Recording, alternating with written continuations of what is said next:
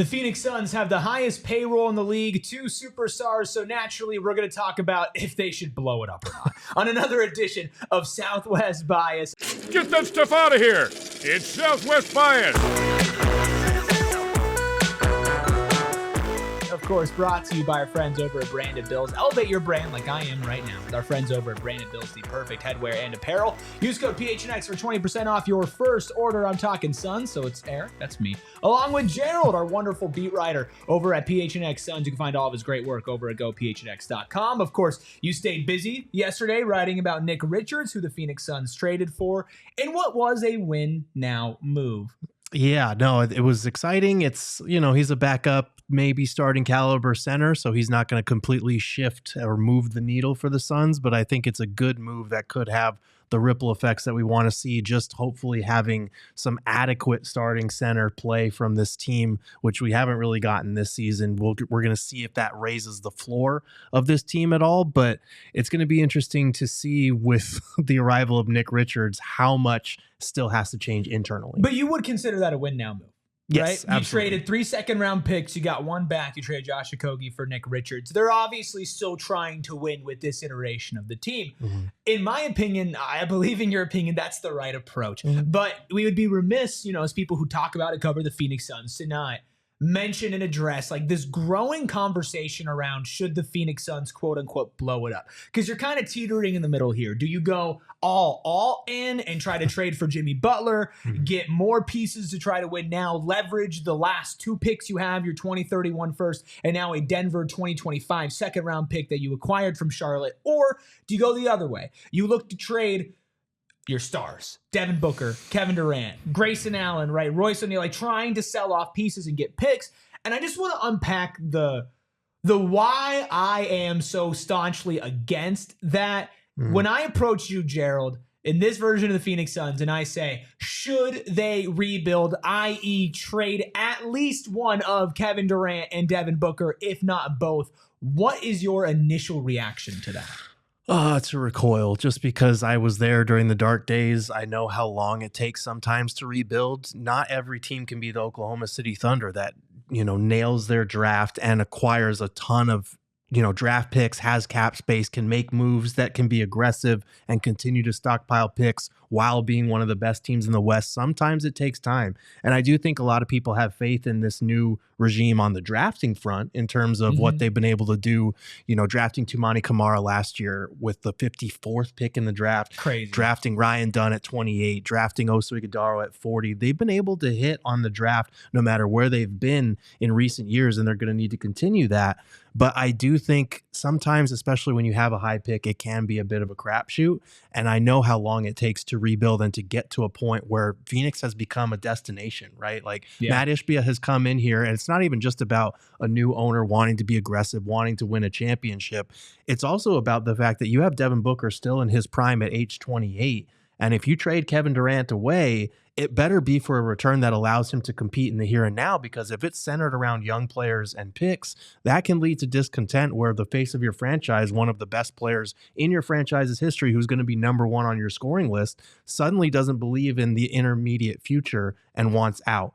And I understand some people, maybe because of Booker's regression, are ready to just blow it up altogether. I'm nowhere near that point. I still believe a duo of Devin Booker and Kevin Durant can work. There are questions about what's going to happen when you get into KD's potential 2-year extension, about trading for Butler and having to give him a 2 or 3 year extension over the summer. Those are legitimate concerns. But I think for the here and now, unless Kevin Durant or Devin Booker comes to the front office and requests a trade, it's just not realistic to expect them to blow it up. Absolutely. And I don't want to go in and say I don't see where the fans who are saying that are coming from. Right. This is a team that is under 500 again, that has the highest payroll in the league. Clearly right now, it's not working in the level that you want it to work. And the argument pro is, if you're not going to be a championship contender anyway, bottom out, rebuild with assets, and maybe have a more sustainable future to be a championship contender. But you made a lot of great points there, and I kind of want to dissect piece by piece. Sure. The first thing about the draft, right?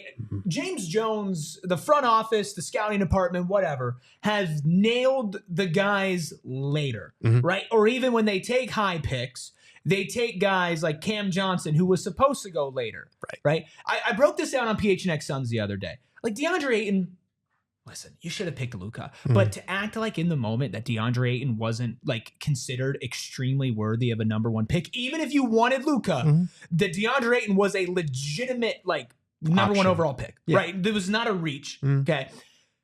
I get that. That wasn't great. Missing on Tyrese Halliburton, not great. Jalen Smith, playable NBA player. Ty Jerome, playable NBA player. 6th Man of the Year candidate with the Cavs. Mikal Bridges is a very good NBA player. Cam Johnson, very good NBA player. 2 guys that are going to warrant at least already 4 first-round picks for Mikal and possibly 2 to 3 for Cam Johnson right now after they signed their 2nd contract. Right? You have Ryan Dunn, like you mentioned. Oso Ighodaro, like you mentioned. Toumani Camara, who's one of the most coveted assets on the Blazers. But of all the picks that I mentioned that have the highest, best value, what are the type of players and the type of picks that the Phoenix Suns have hit on? They're later. They're the later picks. And there's so much value in that. Right? But to think that you're going to tank for a couple of years, because I think a lot of people ideally in their minds, they go, this is the plan. You bottom out this year. Maybe you hold on to Book, maybe you don't. But you bottom out, right? You get a top pick and you get your draft picks back and maybe a couple other draft picks. You pick high this year, next year, the year after that, you go bang, bang, bang. You draft great players. And now all of a sudden the Phoenix Suns are on the path that OKC is on. OKC is not the model, the blueprint. They're the exception. Right. The Spurs are not the model, the blueprint. They're the exception. They got Victor Wembanyama.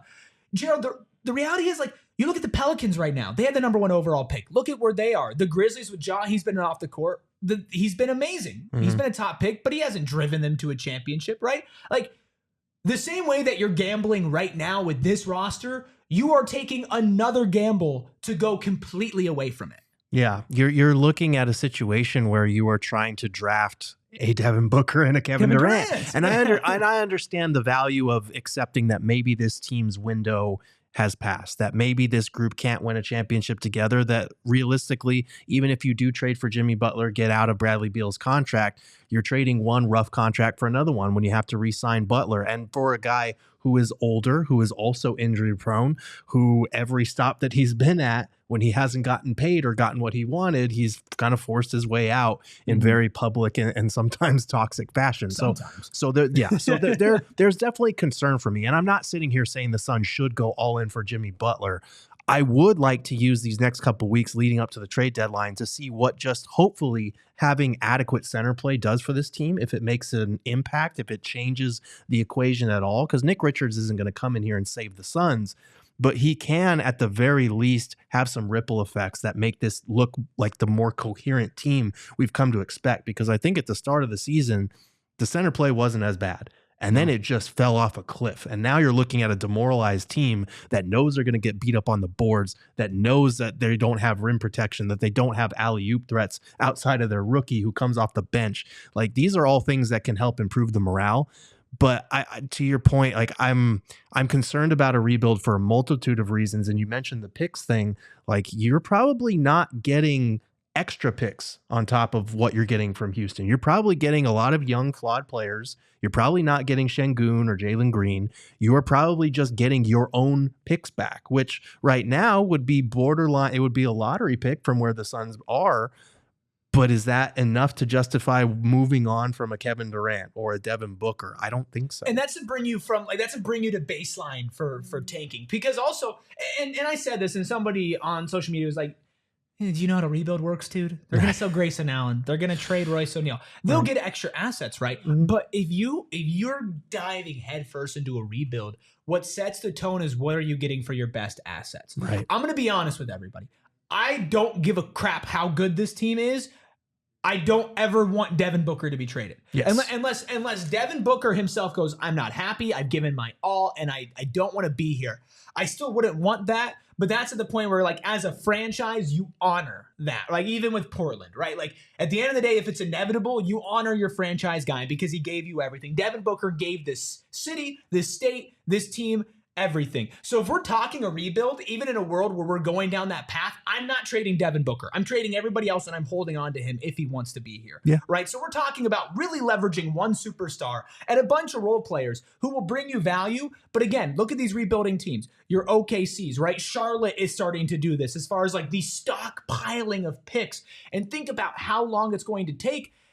And OKC, again, the exception. You traded for Shai Gilgeous-Alexander along with all those picks. The odds of the Suns trading for somebody who can be a perennial MVP candidate while also getting picks back it's asinine. It's something that you don't see happen except for this situation. And so if you're sitting back and you're talking to yourself about, I'm not having fun right now. Right. Which there's two ultimate goals as a fan, right? You want your team to win a championship and you want to have a good freaking time doing it. Yes. Right. And right now the Suns are doing neither. And I understand that. And it sucks because you were sold these expectations by people who genuinely believed. Like when I say sold, like we sat up here before the season and we thought the Suns would be legitimately better than this. And they're not. So I'm sure fans felt that way and thought that way as well. So when you're sitting back and you're like, man, you know, maybe it would just be better to have no expectations and to kind of, you know, supersede those slowly but surely, you're only thinking about the small positive parts of your rebuild. And the only reason why the Suns quote unquote rebuild that lasted through the dark days ended was genuinely because they traded for Chris Paul. Like I know the season before and the bubble and the run and everything laid the groundwork, but to elevate to championship level contender, which is where your rebuild is supposed to go. Eventually, you're going to have to trade for somebody like Kevin Durant. Right. Right? Like, again, you're looking at OKC and saying maybe they don't have to do it. Again, they're the exception. Like, where you are right now is not results-wise, where you're trying to get with a rebuild. A superstar team that, you know, could on paper compete for a championship. It's much more likely that fans, in my opinion, Gerald, find that joy over these tweaks on the margins that the Suns make now and go all in now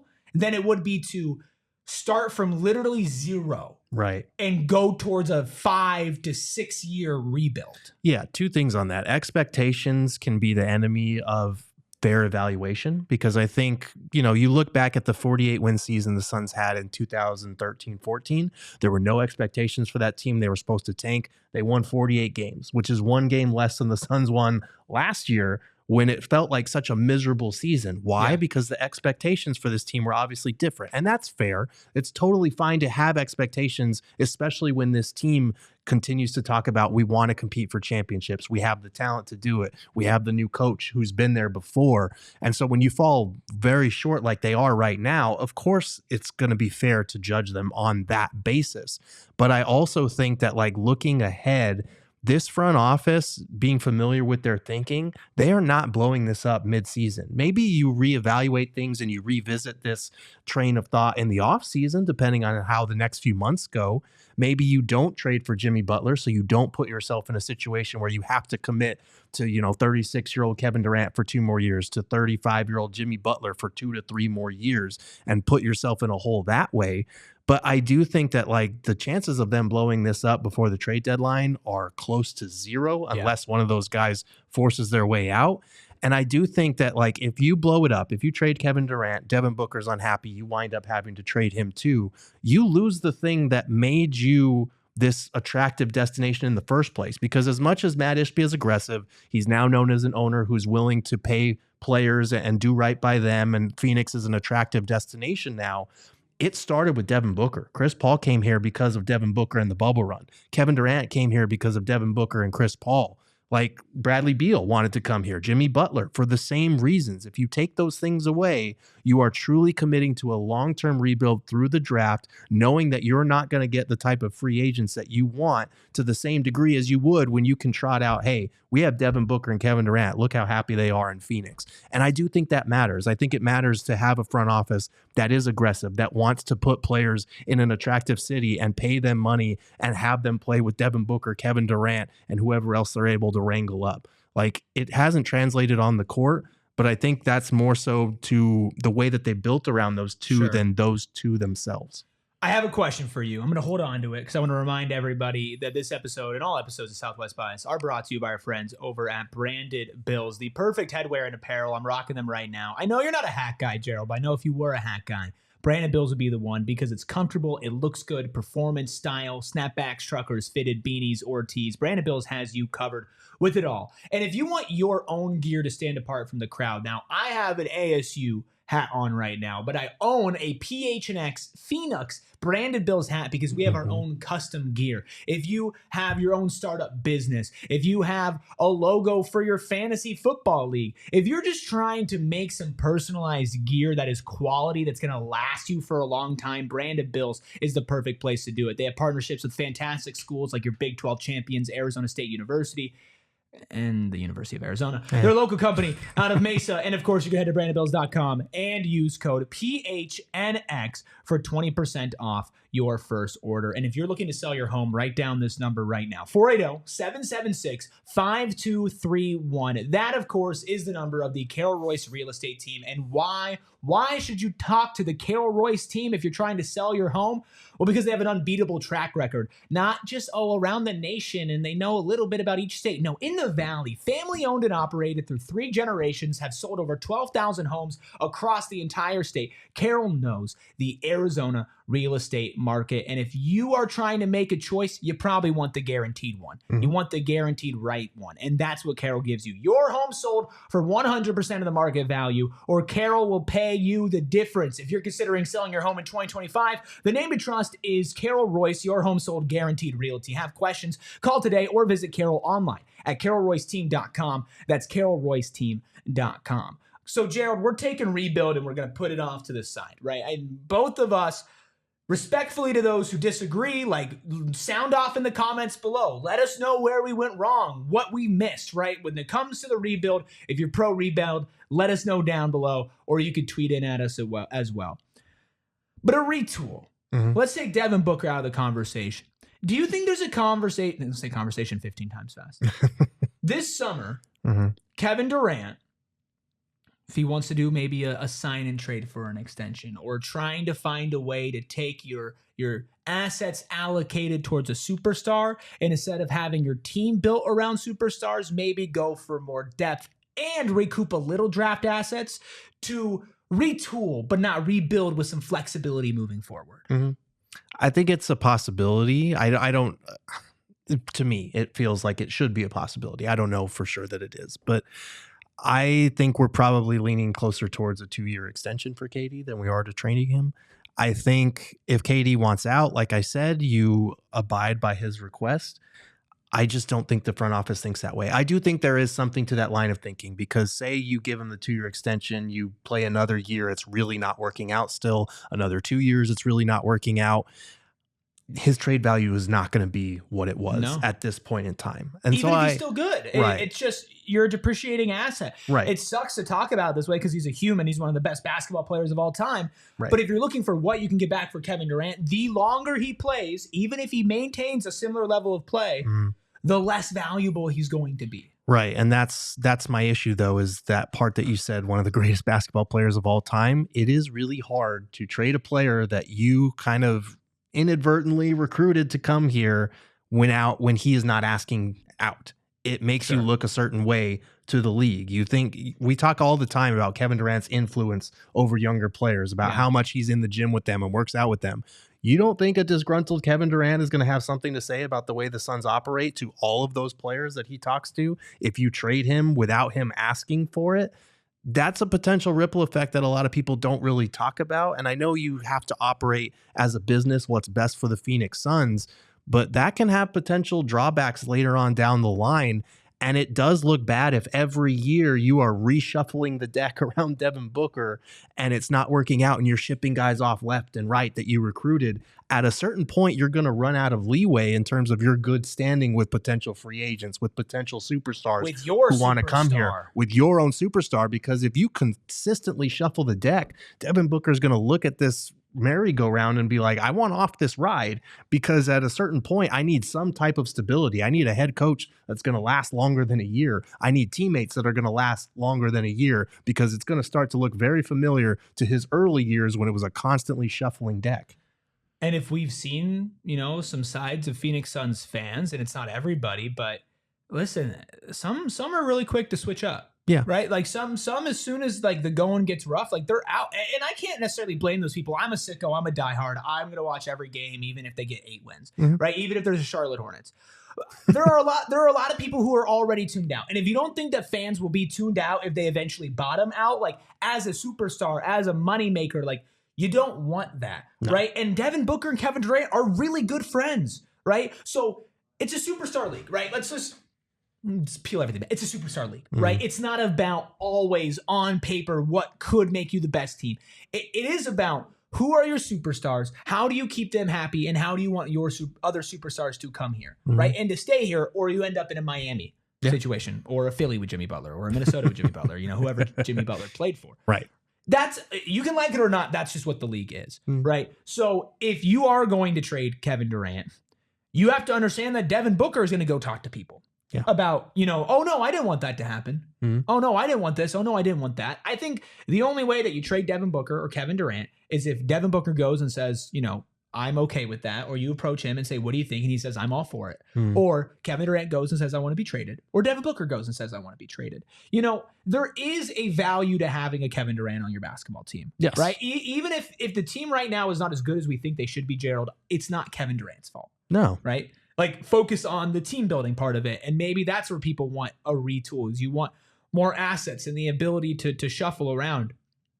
I think the truth is you're not as far away as you think you are right now. I just think that those simple pieces that need to be fixed have really big effects. And so I'm hoping those who are begging for a rebuild can just hold on for a little bit. Let's see if this season can be salvaged. But you have seen NBA teams in the past, this is the last thing we'll touch on, make big swings for established stars, some of the greatest that you've seen. You hold on a little bit too long, and then you end up like the Brooklyn Nets after the KG Paul Pierce trade. Like, as much as you and I, Gerald, are anti-rebuild, it doesn't mean that we're blind to the fact that this crap could go down burning, right? Like this, we could hit, and we might be in worst case scenario, where a bottom out rebuild 5 years from now would look better. Yeah. But that's just the risk that comes with a potential reward. Right. That's the power of hindsight. It's going to be easy 5 years from now to look back on this moment and say, well, they should have done a full-scale rebuild, or, well, they should have traded for Jimmy Butler or this other X-named superstar. Like, we're not going to know until later on. Everyone loves to revisit trades and talk about how this was a mistake or that was a great move. But in the moment, you have to put some things at risk if you want to be a championship caliber team. And I know the Suns don't look anywhere near that right now. But this is a situation where they've had constantly shuffling pieces. They added a point guard into the mix, which I still don't think they actually needed. They've had a lot of guys out with injuries. They've had a lot of guys underperform. They've had a center spot that has been just a gaping hole all season long. I want to see what it looks like when you put all of those elements together for even a couple of weeks stretch, just to see what it looks like. I don't think that they're going to contend for a title this year, no matter what moves they make at the trade deadline. And for some people, that might be enough reason to just say, blow it up. Kevin Durant's trade value is never going to be this high. I get it. But we got to wait till at least after the season to have that conversation, because it's just not going to happen in the next couple of weeks in my mind.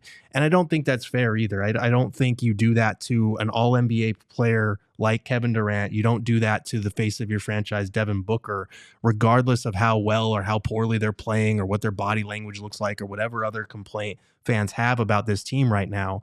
I understand that watching the Suns play right now is largely devoid of joy, and that sucks.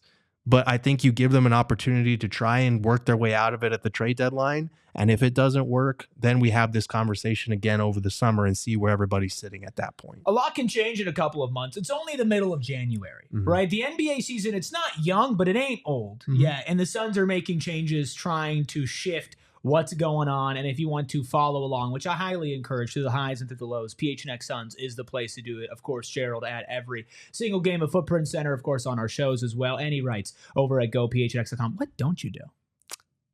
I don't know. I don't think. Because you're also on Southwest Bias, and if you want to support him, which you absolutely should, and I'm sure most of you already do, but if you don't, follow him on social media at Gerald Bourguet, just his name, but you know it. You can follow me at ERIKRUBY. We will be back next week for more Southwest biases, but we got PHNX Suns, Sun Devils, Wildcats, Diamondbacks is back, Cardinals, and so much more on our channel. Make sure you hit that subscribe button. If you're listening on audio, make sure you rate 5 stars. Also, if you're listening in the Suns feed right now and you're an Arizona sports fan, we do have a Southwest bias feed itself. I talk about all the sports, all the big major topics. When I talk Suns, I throw it in this feed. But if you're looking for more of me because you're a psychopath or you just want some more quick hits on sports around the valley, there is a Southwest Bias audio feed. And of course, all of that does go back to our channel at PHNX Sports on YouTube. We'll see you next week for more editions of Southwest Bias. Get that stuff out of here. It's Southwest Bias.